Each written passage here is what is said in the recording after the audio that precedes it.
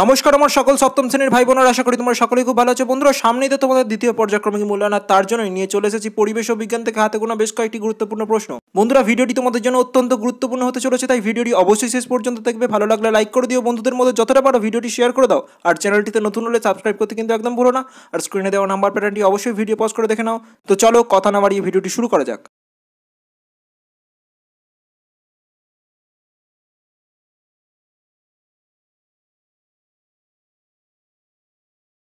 প্রথমেই আসি, দেখো বন্ধুরা, নিচের প্রশ্নগুলির উত্তর দাও, যার প্রত্যেকটির মান এক। প্রথম প্রশ্ন, আলোক রশ্মি সমতল দর্পণে লম্বভাবে আপতিত হলে প্রতিফলন কোণের মান কত হবে? সঠিক উত্তর 0 ডিগ্রি। পরের প্রশ্ন, আকাশে রংধনু সৃষ্টি হয় আলোর কোন ধর্মের জন্য? সঠিক উত্তর বিচ্ছুরণ। এবার আসছি পরবর্তী প্রশ্ন, দেখো একটি পরিবেশ বান্ধব শক্তির উদাহরণ দাও। সঠিক উত্তর সৌরশক্তি। পরের প্রশ্ন, বাল্বের ফিলামেন্ট তৈরি হয় কোন ধাতু দিয়ে? সঠিক উত্তর টাংস্টেন ধাতু দিয়ে। পরের প্রশ্ন, আপতন কোণ 70 ডিগ্রি হলে প্রতিফলন কোণ কত হবে? সঠিক উত্তর 70 ডিগ্রি। এবার আসছি পরবর্তী প্রশ্ন, দেখো দুটি জীবাশ্ম জ্বালানির নাম লেখো। সঠিক উত্তর কয়লা ও পেট্রোলিয়াম। পরের প্রশ্ন, একটি স্রপভ বস্তু অর্থাৎ যার নিজস্ব আলো আছে এমন একটি বস্তুর নাম লেখো। সঠিক উত্তর সূর্য। পরের প্রশ্ন, সবচেয়ে ভালো তড়িৎ পরিবাহী ধাতু কোনটি? সঠিক উত্তর রূপা। এবার আসছি পরবর্তী প্রশ্ন, দেখো বন্ধুরা কোন শব্দটি সমতল আয়নার সামনে ধরলে আয়নাতে যা পড়া যাবে তাও একটি অর্থযুক্ত শব্দ হবে? সঠিক উত্তর এ এম। পরের প্রশ্ন, একটি ঈষৎ স্বচ্ছ মাধ্যমের উদাহরণ দাও। সঠিক উত্তর ঘষা কাঁচ। পরের প্রশ্ন, এলইডির পুরো নাম কি? সঠিক উত্তর লাইট এমিটিং ডায়োড। এবার আসছি পরবর্তী প্রশ্ন, দেখো বন্ধুরা কোন মাছের দেহে বিদ্যুৎ উৎপাদন ব্যবস্থা রয়েছে? সঠিক উত্তর জেলিফিশ ও ইলেকট্রিক ইল। পরের প্রশ্ন, বায়োগ্যাসের মূল উপাদান কি? সঠিক উত্তর মিথেন। পরের প্রশ্ন, পায়রার খুলি ও মস্তিষ্কের মাঝে কি রয়েছে? সঠিক উত্তর ম্যাগনেটাইট বা প্রাকৃতিক চুম্বক। এবার আসছি পরবর্তী প্রশ্ন, দেখো ইলেকট্রিক ইস্ত্রিতে কোন তার থাকে? সঠিক উত্তর নাইক্রোম তার। পরের প্রশ্ন, চুম্বকের উদাসীন অঞ্চলের অবস্থান কোথায়? সঠিক উত্তর চুম্বকের ঠিক মাঝের অংশে। পরের প্রশ্ন, মেরুজ্যোতির কারণ কি? সঠিক উত্তর পৃথিবীর চুম্বকীয় প্রভাবের কারণে মেরুজ্যোতির সৃষ্টি হয়। এবার আসছি পরবর্তী প্রশ্ন, দেখো বন্ধুরা স্কুইড কী ধরনের প্রাণী? সঠিক উত্তর স্কুইড একটি অমেরুদণ্ডী প্রাণী। পরের প্রশ্ন, উইন্ডমিলের কোন শক্তিকে কাজে লাগানো হয়? সঠিক উত্তর বায়ু শক্তিকে। পরের প্রশ্ন, কোন মহাদেশে প্রথম পেট্রোলিয়াম উৎপাদন শুরু হয়? সঠিক উত্তর আমেরিকায়। এবার আসছি পরবর্তী ভাগে, দেখো বন্ধুরা শূন্যস্থান পূরণ করো। প্রথম প্রশ্ন, চৌম্বক দৈর্ঘ্য সমান চুম্বকটির জ্যামিতিক দৈর্ঘ্য গুণিতক 0.86 গুণ, অর্থাৎ চুম্বকের দৈর্ঘ্য হবে চুম্বকের জ্যামিতিক দৈর্ঘ্যের 0.86 গুণ। পরের প্রশ্ন, সূচিছিদ্র ক্যামেরায় বস্তুর উল্টো ড্যাশ গঠিত হয়? সঠিক উত্তর প্রতিকৃতি। পরের প্রশ্ন, একটি অপভ বস্তু হলো? সঠিক উত্তর পাথর, অর্থাৎ যার নিজস্ব কোনো আলো নেই। এবার আসছি বন্ধুরা পরবর্তী ভাগে 3 থেকে 4টি বাক্যে উত্তর দাও, যার প্রত্যেকটির মান 3। প্রথম প্রশ্ন, তড়িৎ চুম্বক কি? এর ব্যবহার লেখো। উত্তর দেখে নেব। কোনো চৌম্বক পদার্থ যেমন লোহা, নিকেল এর ওপর তার জড়িয়ে ওই তারের মধ্য দিয়ে তড়িৎ প্রবাহিত করলে ওই চৌম্বক পদার্থ চুম্বকে পরিণত হয়। এই ধরনের চুম্বককেই বলা হয় তড়িৎ চুম্বক। এর ব্যবহার হলো ইলেকট্রিক কলিং বেলে, লাউডস্পিকারে, ইলেকট্রিক ক্রেনে ও টেলিফোনে। এবার আসছি পরবর্তী প্রশ্ন, দেখো চুম্বকের মেরু ও উদাসীন অঞ্চল বলতে কি বোঝো? উত্তর দেখে নেব। চুম্বকের দুই প্রান্তে যে দুই অঞ্চলে চুম্বকের আকর্ষণ ক্ষমতা সব থেকে বেশি সেই দুই অঞ্চলকেই চুম্বকের মেরু বলা হয়, এবং অন্যদিকে চুম্বকের ঠিক মাঝের অংশে যেখানে চুম্বকের আকর্ষণ ক্ষমতা প্রায় নেই বললেই চলে সেই অঞ্চলকেই বলা হয় চুম্বকের উদাসীন অঞ্চল। এবার আসছি পরবর্তী প্রশ্ন, দেখো সৌরশক্তির ব্যবহার লেখো এবং তার পাশাপাশি এলইডিতে কোন শক্তিতে রূপান্তরিত করা হয়? সৌরশক্তির ব্যবহার হলো solar light, solar cap, solar cooker, solar bike, solar water heater. সূর্যের আলো থেকে সৌর প্যানেলের মাধ্যমে শক্তি সংগ্রহ করে এগুলিকে চালনা করা হয়। বন্ধুরা, সৌরশক্তির পাশাপাশি অন্যান্য পরিবেশ বান্ধব শক্তির ব্যবহারও তোমরা করে রাখবে। এবার আসছি পরের প্রশ্ন, দেখো যে এলইডিতে তড়িৎ শক্তি আলোক শক্তিতে রূপান্তরিত হয়। এবার আসছি পরবর্তী প্রশ্নে, প্রতিফলনের দুটি সূত্র লেখো, তার পাশাপাশি এটিএম কার্ডে কী ব্যবহার করা হয়? উত্তর দেখে নেব। প্রতিফলনের সূত্র হলো আপতন কোণ ও প্রতিফলন কোণের মান সমান হয়, এবং আপতিত রশ্মি, প্রতিফলিত রশ্মি ও প্রতিফলকের ওপর আপতন বিন্দুতে আঁকা অভিলম্ব একই সমতলে থাকে। দ্বিতীয় প্রশ্নের উত্তরটি হলো এটিএম কার্ডে চুম্বকীয় স্ট্রিপ ব্যবহার করা হয়। এবার আসছি পরবর্তী প্রশ্ন, দেখো নিয়মিত বা বিক্ষিপ্ত প্রতিফলনের মধ্যে পার্থক্য লেখো। উত্তর দেখে নেব। নিয়মিত প্রতিফলন মসৃণ তলে আলোর প্রতিফলন ঘটায়, কিন্তু বিক্ষিপ্ত প্রতিফলন অমসৃণ তলে আলোর প্রতিফলন ঘটায়। আয়নায় প্রতিফলন হলো নিয়মিত প্রতিফলনের উদাহরণ, অন্যদিকে ঘরের দেওয়াল, সিনেমার পর্দার প্রতিফলন হলো বিক্ষিপ্ত প্রতিফলনের উদাহরণ। এবার আসছি পরবর্তী প্রশ্ন। দেখো বন্ধুরা, জীবাশ্ম জ্বালানির ব্যবহার কমানো দরকার কেন? উত্তর দেখে নেব। জীবাশ্ম জ্বালানি পরিবেশ দূষণ ঘটায়। এই জীবাশ্ম জ্বালানি অফুরন্ত না হওয়ার কারণে দ্রুত শেষ হয়ে যাওয়ার একটা সম্ভাবনা থাকে। এবং তৃতীয় হলো, জীবাশ্ম জ্বালানি থেকে তৈরি হওয়া বিদ্যুতের পরিমাণ খুবই সীমিত। এই সব কারণে জীবাশ্ম জ্বালানির ব্যবহার কমানো প্রয়োজন। এবার আসছি পরবর্তী প্রশ্ন। দেখো, সিনেমার পর্দা অমসৃণ ও সাদা হয় কেন? উত্তর দেখে নেব। পর্দা অমসৃণ হওয়ার ফলে আলোর বিক্ষিপ্ত প্রতিফলন ঘটে। এর ফলে প্রতিফলিত আলোর রেখাগুলি সিনেমা হলের চারিদিকে ছড়িয়ে পড়ে এবং প্রতিটা দর্শক যে কোনো জায়গা থেকেই ছবি সমানভাবে দেখতে পায়। অন্যদিকে সাদা পর্দা আলোর সমস্ত অংশই প্রতিফলিত করে, ফলে ছবির রঙেরও কোনো পরিবর্তন ঘটে না। তাই সাদা পর্দার ওপর ছবিটি খুব উজ্জ্বল দেখায়। এই সকল কারণে সিনেমার পর্দা অমসৃণ ও সাদা রাখা হয়। এবার আসছি পরবর্তী প্রশ্ন। দেখো, চৌম্বক আবেশ বলতে কী বোঝো? অন্যদিকে চুম্বকের দিক নির্দেশক ধর্ম বলতে কী বোঝো? উত্তর দেখে নেব। কোনো চৌম্বক পদার্থকে শক্তিশালী চুম্বকের সাথে স্পর্শ করালে বা চুম্বকের কাছে আনলে ওই চৌম্বক পদার্থটি সাময়িকভাবে চুম্বকে পরিণত হয়। এই ঘটনাকেই বলা হয় চৌম্বক আবেশ। অন্যদিকে চুম্বকের দিক নির্দেশক ধর্মের উত্তর রয়েছে তোমাদের পাঠ্য বইয়ের 40 নম্বর পৃষ্ঠায়। অর্থাৎ ঝুলন্ত অবস্থায় চুম্বক যে উত্তর দক্ষিণে মুখ করে থাকে, এটি হলো চুম্বকের দিক নির্দেশক ধর্ম।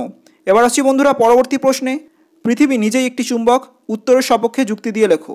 অর্থাৎ এই বিবৃতিটি যে সত্য তার সপক্ষে যুক্তি দিয়ে লিখতে হবে, যার সঠিক উত্তর রয়েছে বন্ধুরা তোমাদের পাঠ্য বইয়ের 45 ও 46 নম্বর পৃষ্ঠায়। পরের প্রশ্ন, মুক্ত বর্তনী বলতে কী বোঝো এবং বৈদ্যুতিক সার্কিটে ফিউজ তার ব্যবহার করা হয় কেন? বন্ধুরা, মুক্ত বর্তনীর সঠিক উত্তর রয়েছে তোমাদের পাঠ্য বইয়ের 54 নম্বর পৃষ্ঠায়। অন্যদিকে বৈদ্যুতিক সার্কিটে ফিউজ তার ব্যবহার করা হয় কেন তার সঠিক উত্তর রয়েছে তোমাদের পাঠ্য বইয়ের 61 নম্বর পৃষ্ঠায়। এই হলো ভৌত বিজ্ঞানের অংশ। এবার আসি জীবন বিজ্ঞানের অংশে। নিচের প্রশ্নগুলির উত্তর দাও, যার প্রত্যেকটির মান এক। প্রথম প্রশ্ন, কাণ্ডের যে জায়গা থেকে শাখা বা পাতা বের হয় তাকে কি বলে? সঠিক উত্তর বিটপ। পরের প্রশ্ন, খাদ্য সঞ্চয় করে এমন একটি পাতার নাম লেখো। সঠিক উত্তর ফণিমনসার পত্রকণ্টক। এবার আসছি পরবর্তী প্রশ্নে, ফুলের কোন অংশটি ফলে ও বীজে পরিণত হয়? সঠিক উত্তর ডিম্বাশয় ফলে ও ডিম্বক বীজে পরিণত হয়। পরের প্রশ্ন, বেলের শাখাকণ্টক কী ধরনের রূপান্তরিত কাণ্ড? সঠিক উত্তর বেলের শাখাকণ্টক হল রূপান্তরিত বায়বীয় কাণ্ড। এবার আসছি পরবর্তী প্রশ্ন। দেখো, বীজের অঙ্কুরোদ্গমের জন্য কি কি শর্ত প্রয়োজন? সঠিক উত্তর জল, তাপ ও বায়ু।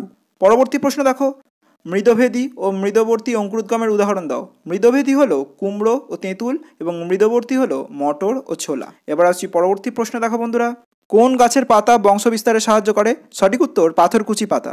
পরের প্রশ্ন, আলুর স্ফীতগন্ধ কোন ধরনের কাণ্ড? সঠিক উত্তর রূপান্তরিত মৃদগত কাণ্ড। পরের প্রশ্ন, স্কুটেলাম কোন বীজে দেখা যায়? সঠিক উত্তর ভুট্টা বীজে। এবার আসছি পরবর্তী প্রশ্ন। দেখো, কোন উদ্ভিদে ঠেসমূল দেখা যায়? সঠিক উত্তর কেয়া গাছে। পরের প্রশ্ন, মূলের ডগায় টুপির মতো অংশকে কি বলা হয়? সঠিক উত্তর মূলত্র। পরের প্রশ্ন, আমের কোন অংশটি আমরা খাদ্য হিসাবে গ্রহণ করি? সঠিক উত্তর মধ্যত্বক। এবার আসছি পরবর্তী প্রশ্ন। দেখো, কোন ফুলে শামুকের দ্বারা পরাগযোগ হয়? সঠিক উত্তর কচু ও ওল।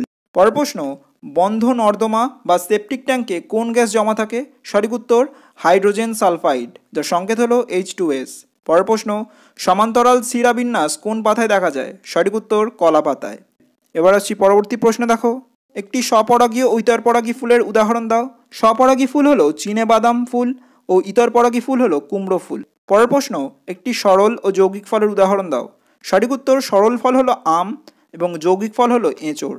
এবার আসছি বন্ধুরা পরবর্তী প্রশ্ন। দেখো, গর্ভাশয়, গর্ভদণ্ড ও গর্ভমুণ্ডকে একত্রে কি বলা হয়? সঠিক উত্তর গর্ভকেশর। পরের প্রশ্ন, কক্ষ বা অ্যাক্সিল কাকে বলে? সঠিক উত্তর পাতা আর কাণ্ডের মাঝে যে কোণ তৈরি হয় তাকে অ্যাক্সিল বলা হয়। পরের প্রশ্ন, একটি বিরুৎ জাতীয় উদ্ভিদের নাম লেখো। সঠিক উত্তর ধান। এবার আসছি বন্ধুরা পরবর্তী ভাগে শূন্যস্থান পূরণ করো, যার প্রতিটির মান এক। প্রথম প্রশ্ন, ড্যাশ পাতা আরোহণে সাহায্য করে? সঠিক উত্তর মটরের পত্তাকর্ষ। পরের প্রশ্ন, বাংলা 5-এর মতো দেখতে থলিটির নাম হলো ড্যাশ? সঠিক উত্তর পরাগধানী। পরের প্রশ্ন, একটি গুচ্ছিত ফল হলো? সঠিক উত্তর আতা। এবার আসছি পরবর্তী ভাগে 3 থেকে 4টি বাক্যে উত্তর দাও, যার প্রত্যেকটির মান 3। প্রথম প্রশ্ন, ব্যাপন বা ডিফিউশন কাকে বলে? উত্তর দেখে নেব। অণুদের অবিশ্রান্ত গতির জন্য গ্যাসীয় অবস্থায় বা দ্রবণে এই বেশি গাঢ়ত্বের অংশ থেকে কম গাঢ়ত্বের অংশে পদার্থের অণুদের ছড়িয়ে পড়ার যে ঘটনা তাকেই বলা হয় ব্যাপন বা ডিফিউশন। এবার আসছি পরবর্তী প্রশ্ন। দেখো, জেকবসন্স অর্গান কাকে বলে? উত্তর দেখে নেব। সাপের জিভে বাতাসের মধ্যে ছড়িয়ে থাকা বিভিন্ন যৌগের অণুরা আটকে যায়, তারপর সাপ মুখের মধ্যে জিভটা ঢুকিয়ে ওপরের তালুতে ঠেকালে সেখানে এক বিশেষ ধরনের অঙ্গ থাকে, একেই বলা হয় জ্যাকবসন অর্গান। এর মাধ্যমে সাপ পরিবেশের বিভিন্ন প্রাণীর উপস্থিতি টের পায়। এবার আসছি পরবর্তী প্রশ্ন, দেখো পরাগ মিলনের সমস্যা লেখো। উত্তর দেখে নেব। পরিবেশের উষ্ণতা বৃদ্ধি পাওয়ার কারণে পরাগ মিলনের সমস্যা দেখা যাচ্ছে। এছাড়া পোকা মারার ওষুধ অতিরিক্ত পরিমাণে ব্যবহারের ফলে যে পরাগ মিলনকারী যে পোকা তাদের বিনাশ ঘটছে। এর পাশাপাশি গাছপালা অতিরিক্ত হারে ধ্বংস করা হচ্ছে। এই সকল কারণেই পরাগ মিলনে সমস্যা দেখা দিচ্ছে। এবার আসছি পরবর্তী প্রশ্ন, দেখো জীবজগতে অভিশ্রবণের গুরুত্ব লেখো। উত্তর দেখে নেব। গাছের মূলরোমের সাহায্যে মাটি থেকে জল শোষণ অভিশ্রবণের সবচেয়ে বড় উদাহরণ। শোষিত জল জাইলেম নলগুলি দিয়ে কাণ্ড হয়ে পাতায় পৌঁছায়। অন্যটি হলো চিকিৎসা বিজ্ঞানে এর গুরুত্ব অপরিসীম। ব্যাকটেরিয়া ঘটিত নানা রোগের চিকিৎসায় পেনিসিলিন অ্যান্টিবায়োটিক ব্যবহার করা হয়ে থাকে। এবার আসছি বন্ধুরা পরবর্তী প্রশ্নে, লাইকেন কি? উত্তর দেখে নেব। গাছের কাণ্ডে বা ডালে লেগে থাকা সবুজ ছোপগুলি হলো লাইকেন। বাতাস দূষণমুক্ত থাকলে লাইকেনের রং থাকে সবুজ, অন্যদিকে বাতাস বেশি দূষিত হলে লাইকেনের রং বদলে খয়েরি হয়। বন্ধুরা লাইকেন হলো শৈবাল ও ছত্রাকের সহাবস্থান। এবার আসি বন্ধুরা পরবর্তী প্রশ্ন, দেখো একটি সম্পূর্ণ ফুল যেমন জবা তার ছবি এঁকে তার বিভিন্ন অংশ চিহ্নিত করতে হবে বন্ধুরা তোমাদের। পরের প্রশ্ন, চিত্রের মাধ্যমে উদ্ভিদের মূলের বিভিন্ন অংশ চিহ্নিত করো। বন্ধুরা এই সকল প্রশ্ন করার পাশাপাশি অতিরিক্ত হিসাবে দুটি প্রশ্ন বলে রাখতে চাই। তার মধ্যে প্রথম হলো ফেরোমন কি, যার সঠিক উত্তর রয়েছে বন্ধুরা তোমাদের পাঠ্য বইয়ের 214 নম্বর পৃষ্ঠায়। পরের প্রশ্ন, সমুদ্রের মাছ ও পুকুরের মাছ কিভাবে নিজের দেহে জলের পরিমাণ স্বাভাবিক রাখে তা তোমাদের লিখতে হবে, যার সঠিক উত্তর রয়েছে বন্ধুরা তোমাদের পাঠ্য বইয়ের 226 নম্বর পৃষ্ঠায়। আজ এ পর্যন্তই। তবে ভিডিও শেষ করার পূর্বে তোমাদের সামনে একটি প্রশ্ন উপস্থাপন করছি। অস্থানিক মূল দেখা যায় এমন একটি উদ্ভিদের নাম লেখো। এই প্রশ্নের উত্তর যদি তোমাদের জানা থাকে তবে অবশ্যই বন্ধুরা এই ভিডিওর কমেন্টে লিখে জানিও। এই সকল শর্ট প্রশ্ন প্র্যাকটিস করার পাশাপাশি বন্ধুরা তোমাদের পাঠ্য বইটি অবশ্যই ভালোভাবে পড়ে রাখবে। ভিডিও সংক্রান্ত কোনো অসুবিধা হলে অবশ্যই কমেন্টে লিখে জানাবে। দেখা হচ্ছে পরের ভিডিওয়, ততক্ষণ সুস্থ থেকো, সাথে থেকো, নমস্কার।